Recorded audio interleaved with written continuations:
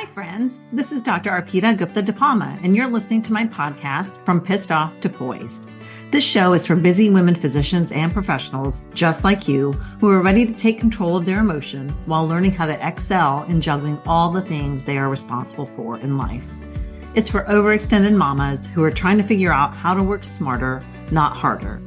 It's for multitasking women who are tired of playing the role of the angry and resentful air traffic controller, who simply want to learn how to create a life that is more calm, intentional, and joyful for themselves. My goal is to help you learn how to eliminate the overwhelm and maintain your composure in high-stress situations that you face with the demands in your day-to-day life. Because I get you guys, this was totally me. You are not alone. I invite you to embark on your journey of transformation with me. Enjoy the listen.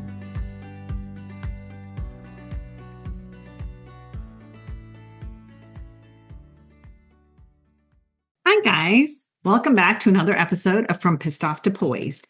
I am going to jump in today with a topic about mindset shift that will change the way you approach your deadlines, your projects, and even how you think about rest. We're unpacking a concept that I learned called ProActivation.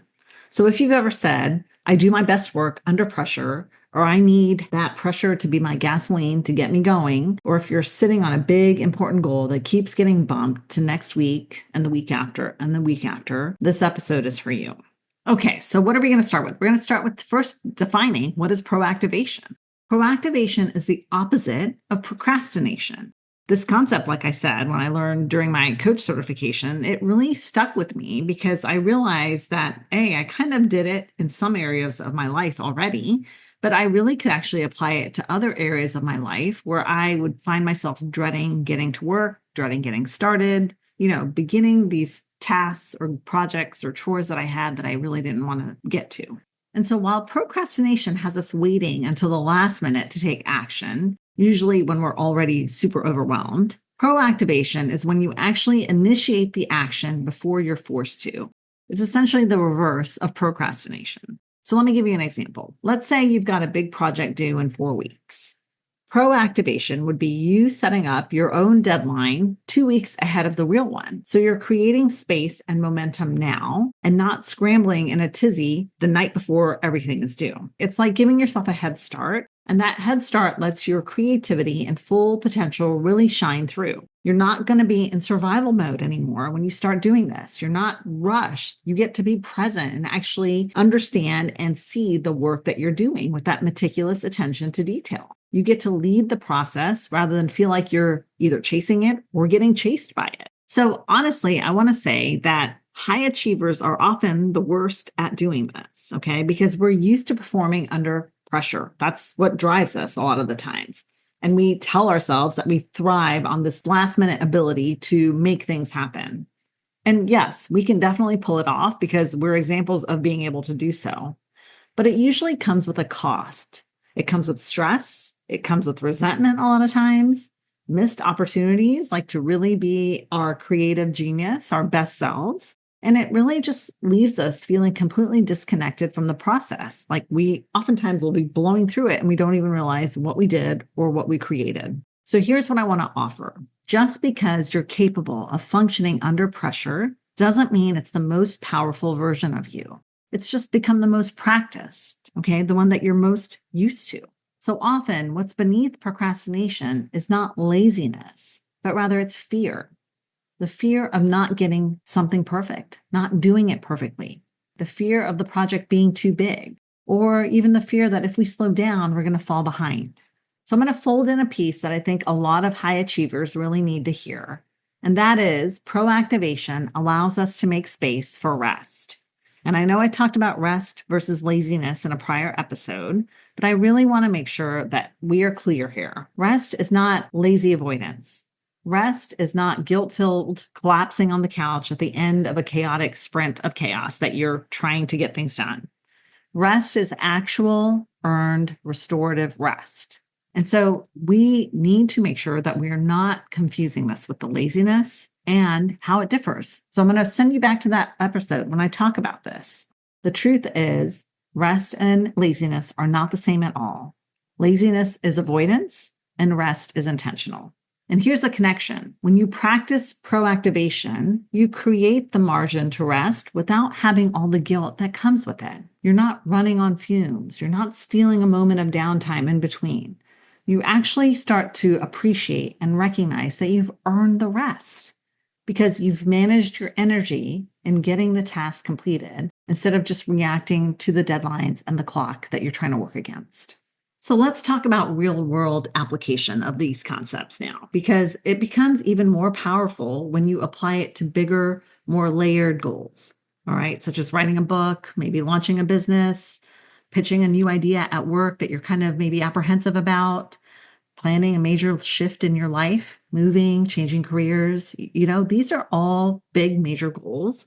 And these kind of goals don't live in the world of our to-do lists, of our checklists. They really require the clarity, the energy, and the space for us to give the attention and that visionary self to.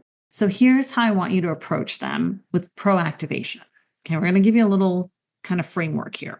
So number one, the first thing I want you to do is look at what your deadline is for this project, this goal, this major idea that you might have, and pick the deadline or recognize what the deadline is, and then actually move the deadline up by 2 weeks or maybe even a month. Okay, trick your brain with a fake deadline. So if you know that the actual due date is the 30th of the month, set your personal deadline for the 15th of the month. This is you building in space for revision, for rest, for those unexpected curveballs. It's allowing you to be much more intentional and present with those goals. The next thing I want you to do is start with B- work, okay? Because again, high achievers, we have to have that perfectionism. Everything has to be just amazing and on point. And the problem, like we've talked about, is this perfectionism blocks our momentum. So I want you to give yourself permission to just start messy. Do rough draft as good enough because that rough draft is progress. Once you get started with this, you can always go back and refine later.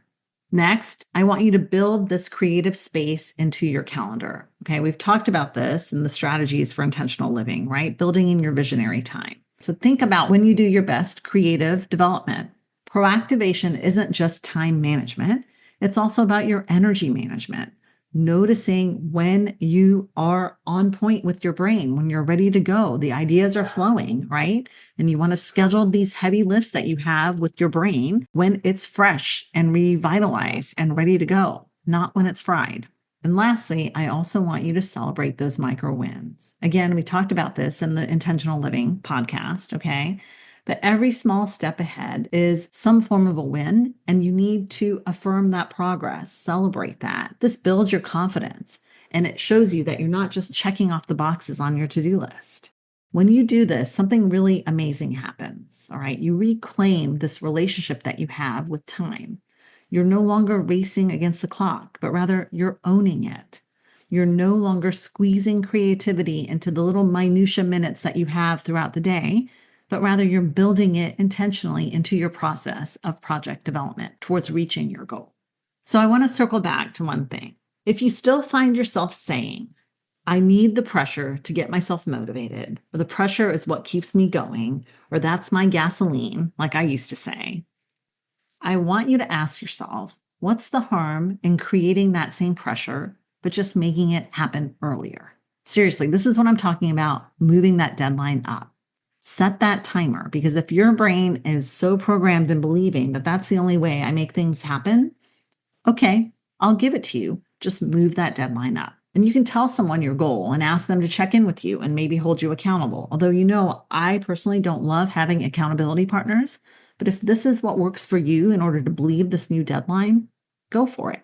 You can still leverage the urgency this way, but you don't have to do it in true crisis mode, and you get to choose your pressure without having all the panic. Because here's the truth. You're not really addicted to the pressure.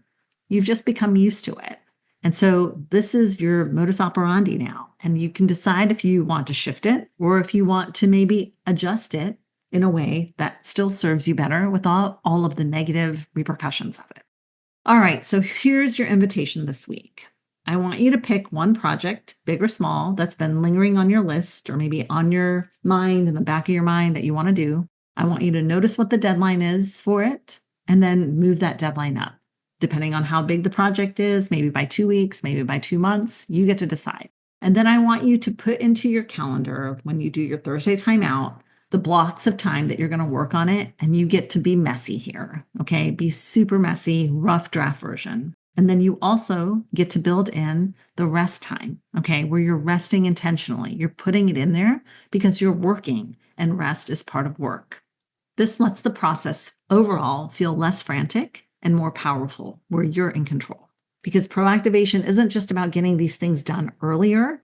It's about showing up as the most clear, creative, and present version of yourself that you have the potential of being. You don't have to earn your peace while being panicked and always rushed and feeling this urgency. You can build it in from the start. Okay, I hope that helps hammer it home with how to be intentional with the big ass projects that you might have in your life. Doing it in a way that you're not running behind the 8 ball, but rather pushing it forward. All right, guys, I will see you next week. Thanks for your time again. Talk to you soon. I hope you enjoyed today's episode of From Pissed Off to Poised.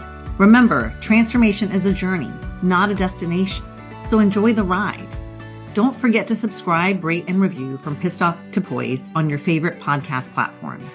Your feedback supports my mission to get this podcast out to help other women physicians and professionals like you on their path to creating a more peaceful life with more intention and more joy. I enjoy reading every message I get with your input and feedback on my journey, so keep them coming. And if you have a friend who might enjoy the listen, please share this episode and show with them. Lastly, if you want to learn more about my coaching programs and course offerings, check out my website at www.thoughtworkmd.com. Feel free to reach out to me to learn more about investing in yourself through one-to-one coaching so you can start living the life you've always wanted. This show is for general educational and entertainment purposes only. Life coaching is not a substitute for therapy or medical treatment.